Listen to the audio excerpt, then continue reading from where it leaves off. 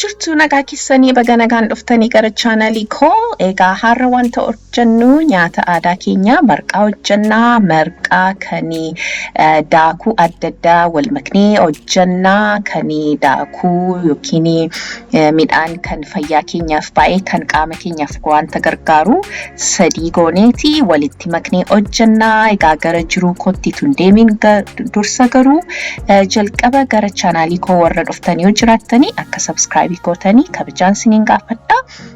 Erga subscribe gootanii booddee immoo ishee mallattoo notification tuqaatii all seettu tuqxanii viidiyoo haaraa si'an gadhiisu akka dafee isinitti qaqqabu gochuu hin dandeessu. Kan wajjin turtanis baga nagaan dhuftanii. Egaa akka sila siniin jedhetti daakuu sadiin fayyadamaa. Almond isa kubbayyaa walakkaan qaba. Almond jechuun lawuziidha. Misingaa kubbayyaa tokkoon qaba. Akkasumas ajjaa kubbayyaa tokkoon qaba jechuudha. Kana sadii waliin makeetanii hojjedha. Egaa jalqaba daakuusaa xinnoo ishee ibiddaanii nan ammacaa yookiin nan ho'isaa. Amma kan hin ho'isu ajjaa fi misingaa. Daakuu misingaa fi daakuu ajjaa waliin makeetanii nan ho'isaa.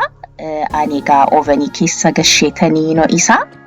Akka argitanitti sahanii ovenii keessa galuudhaan godheetanii waliin makee isa booddee ovenii koo baay'ee loo irra godhaa.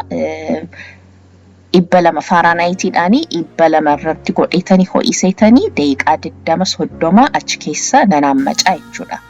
Egaa kanan godhu egaa asii midhaanichi utuu naakaa'amiin wanta daakanii fi kanaaf xinnoo akkasii waan maccanii marqaan isaa dafee bishaata. Kanaaf hidheetanii kunuuti akka argitanitti ovenii keessa nan gashaa. Akkasumas ibidda irrattis gochuu hin dandeessu. Ani oveniidhaan natti tola. Ovenii koo keessan gashaa. Amma immoo ho'utti zayitii xinnoo ishee nan baqsaa. Zayitii kan olive oil hin fayyadamee zayitii korratti egaa hawaajan godhaa. Hawaaja korarimaa yookiin ogiyoo, insilaala yookiin isa naccabsmuud wayim abusida adii fi kosaayee xinnoo ishee itti naqeetanii xinnoo ishee nun ho'isaa. Egaa zayitiin olive oiliin ibidda hin danda'u. Kanaaf ibidda isaa baay'ee xinneesseetanii nan ho'isaa akkana jalaan gubannee fi kan achi hin hadhaa. Egaa isa godheetanii xinnoo ishee si'ee ho'u nan dhaamsaa jechuudha. Achimmoo gara daakuu kootti deebi'eetanii nan chochoosaa akka sirriitti wal qixxaatee akka naa bishaatuu fi akka argitanitti akkas godheetanii chochooseetanii nan bisheessaa jechuudha yookiin nan ammaca. Amma kun akka argitanitti daqiiqaa 20 fi ovenii keessa hammacee baaseera. Ergan baasee booddee lawuzaa sana immoo almond flour, daakuu almondii kubbayyaa walakkaatti naqee achi waliin hin makaa. Isa booddee egaa ibidda irratti bishaan nan ho'isaa marqaadhaaf kan ta'u.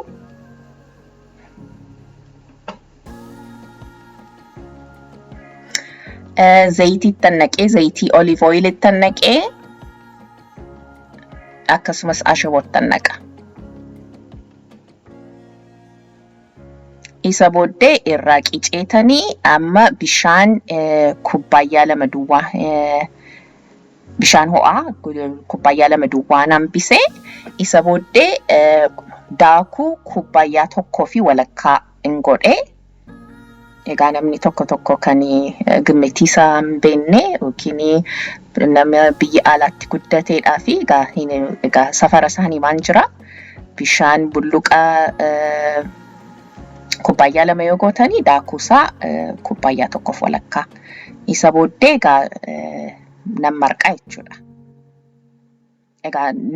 kun egaa safarri isaa namuma tokkodhaaf kan ga'udha jechuudha.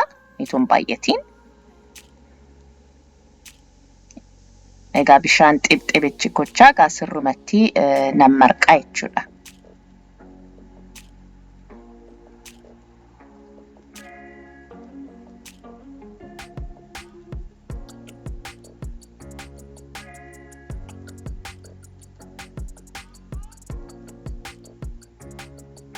Egaa zayitii kan ittiin godhe egaa hin qabatu jallisaa kanaaf fedheetanii achi bakka akkasumas dhadhaadhaanis hojjechuun barbaanne egaa kuni fayyaadhaaf fedheetanii dhadhaan dhiise namni immoo dhadhaa fedhu dhadhaatti naqachuu hin danda'a.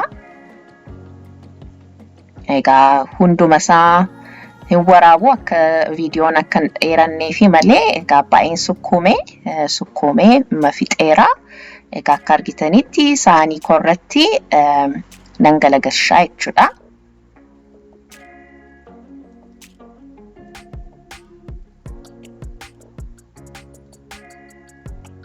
Nan qixeessaa.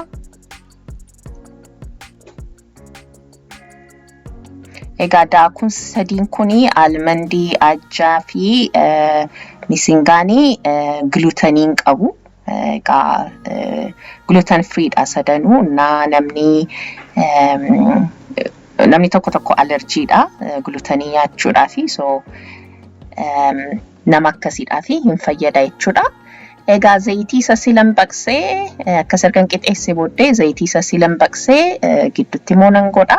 Egaa namni dhadhaa barbaadu dhadhaadhaanis gochuu hin danda'a. Kun garuu wanta baqee fi hawaaja wajjin wanta baqee fi zayitichi akkuma dhadhaa mi'aawa. Na barbareettan naqaa.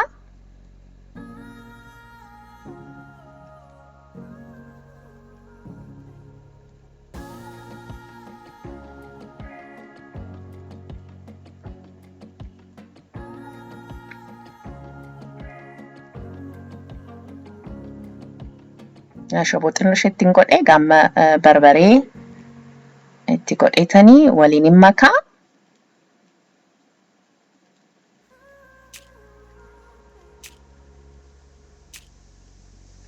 Isa booddee talbaa kan akaamee kan daakame isan qaba. Kunooti talbaa. Isa bishaan ashoboo xinnosheetti naqeetanii bishaaniin nan baxabaxaa jechuudha.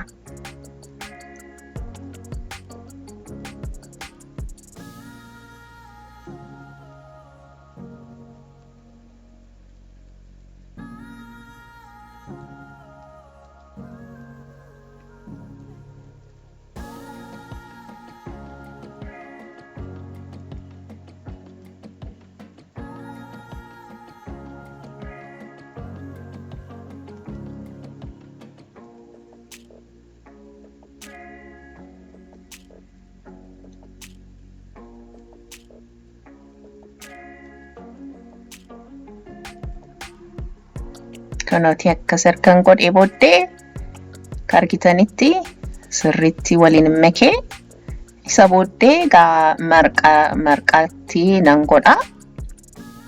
Egaa talbaanis faayidaa guddaa qaba qaama keenyaa fi kanaaf fedheetanii egaa akkasittis nyaatamuu hin danda'ama. Gidduutti nan godha.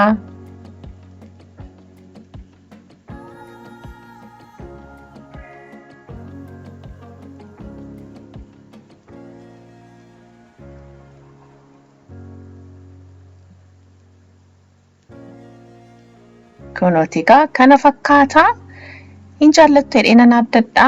Egaa kun faayidaa guddaa qaba qaama keenyaa fi baay'ee mi'aa. Qammasee immoo isinittan hima.